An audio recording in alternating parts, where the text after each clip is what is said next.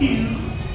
Um, Hi, Apple and Christy.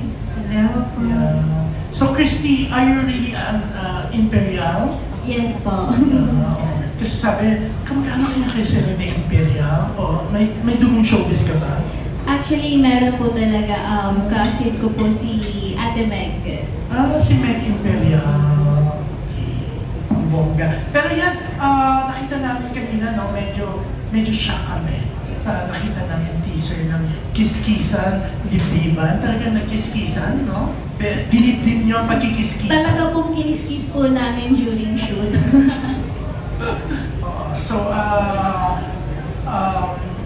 Grabe. Siyempre, kitang-kita naman namin yung dibdib ni Apple, no? Grabe. Nakalimutan mo raw yata, Apple, na isuot yung blazer mo. Meron ba ako noon? Ay, Parang wala po. talagang yan talaga yun. Yes. Pero gaano ba ka-explosive, ka-daring kiskisan dibdiban, no? At in real life daw na-try nila makipag-kiskisan dibdiban sa kapwa girl?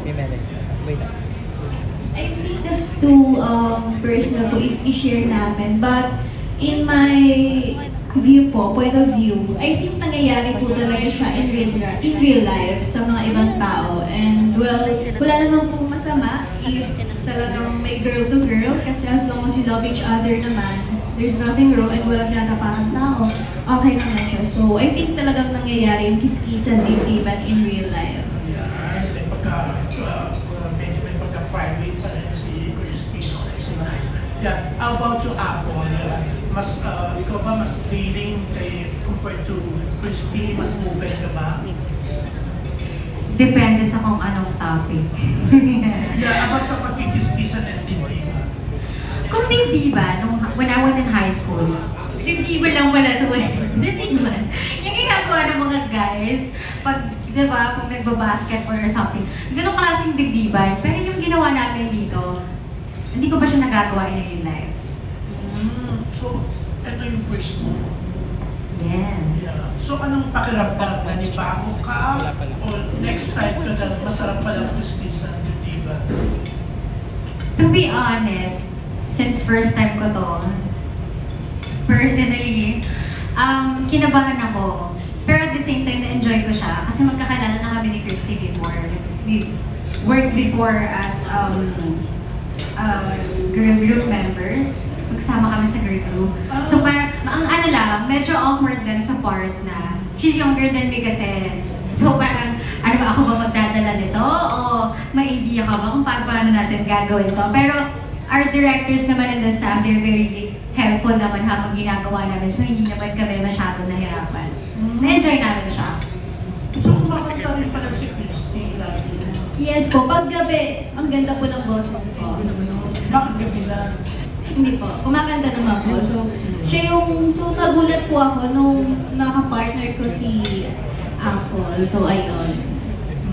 Kasi kanina, sabi ni Jojo, pasampunin ko daw si Apple na kumanta. Pala yung malaking sa girl group, no, before. So, pwede pang pasample na. Gusto lang namin marinig ng konti kasi sabi nga ni Jojo, ang galing ni Apple. Kasi tapos na-surprise ka natin pala si Christy. Pasample lang, please. Parang si Apple po muna kasi parang everyday nandito po yung boses ko eh. So parang, it's your time to shine. Grabe naman. Ano ba ang pagkakantayin ko?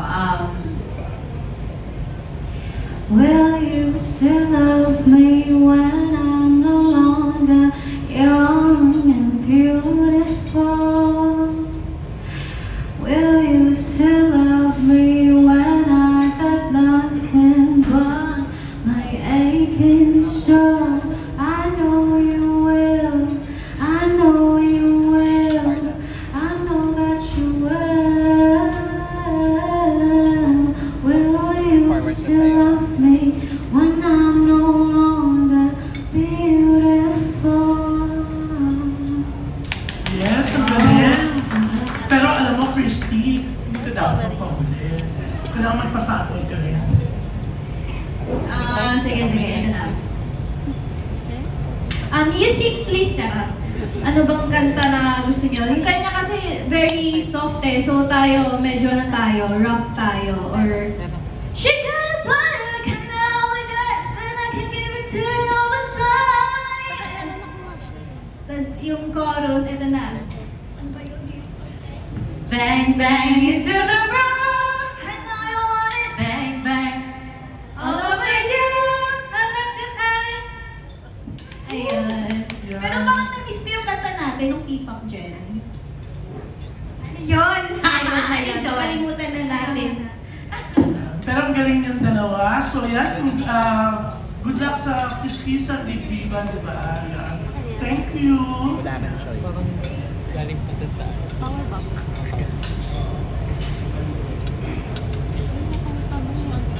Jean, Kylie, mukhang magpapasample ka rin daw. O, nag-request din sila ng sample. O, huwag ka daw magpakabo. Yan. Tinanggalan ka ng mic. Oh my God. O, nga, parang Senado daw to. O, tinanggalan. Yan. Huwag ka magpakabo. Pasample ka, Jean, Kylie. Baback up na lang ako sa kanila. Sila ang bida ngayon. Pero ang galing nila, no? Ang galing, ang galing. Thank Mga you. sisters ko. Thank you. Sa kanila ang spotlight ngayon. So, ibigay na natin sa kanilang dalawa. Ayan, thank you so much for your questions. That was Jude Lalin of Abante. Up next, we have Bon Melinario of TV5. Hi Christy and hi Apple. Ayan. Congratulations dito sa bagong VMX project. In celebration of Pride Month ngayong June, at usong-uso na rin at napag-uusapan na rin, mabuti na pag-uusapan na rin yung sapphic relationship. Ito yung woman to woman. Kayo, paano yung madedescribe itong kiskisan dibdiban when it terms to emphasizing and elevating the conversation when it comes to sapphic relationship and LGBTQIA+ relationship?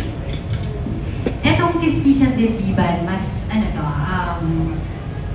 mas binibigyan ito ng confidence yung mga taong nasa LGBT na nagmamanong woman to woman. Kasi dito, pinakita namin kung paano naging intense, na pwede rin palang mahanap yung love sa woman. And ako, I support LGBT and sobrang dami kong friends sa LGBT. So, natuwa din ako kasi finally, magkakaroon ng chance na maipakita namin to kasi ang daming tao na takot ipakita or takot mag-out because of the society kung paano tayo nag-iisip ngayon. So dito, mapapakita na okay lang. And it doesn't have to be sexual all the time. Kasi yung love and yung romance, pwede mo naman din makita sa mga simpleng malalagkit na tinginan, simpleng physical touch, mga haplos, yakap. So hindi lang siya about sexual lang talaga. Parang ito din yung talagang chance na magbibigay ng mas, alam mo yon, confidence pa sa mga nasa LGBTQ na babae na, alam mo yon, para mag-out and maging confident na it is okay, walang mali doon. Ayan, same as kay Ate Apple, as long as wala ka ding ginagawang masama at mahal niyo talaga isa't isa.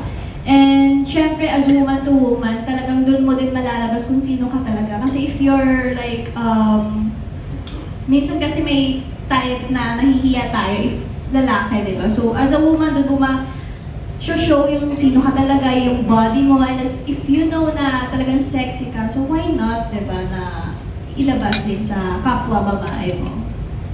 As artist na nakikikwento ang storya ng mga ng sapphic relationship, kayo ba mga alay kayo ng LGBTQIA+ community?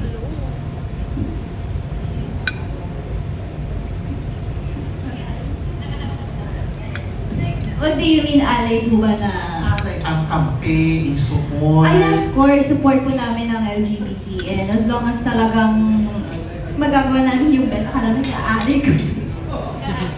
Yun yung naiisip, ibang alay pala Ibang naiisip. alay pala. Ako, oo, kasi as a woman, baklang-bakla kasi ako.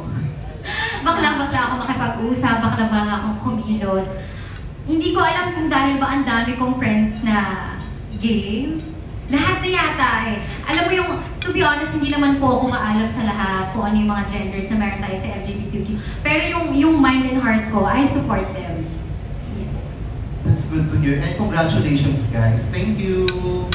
Thank you. That was Von Belinario of TV5. For our next question, we have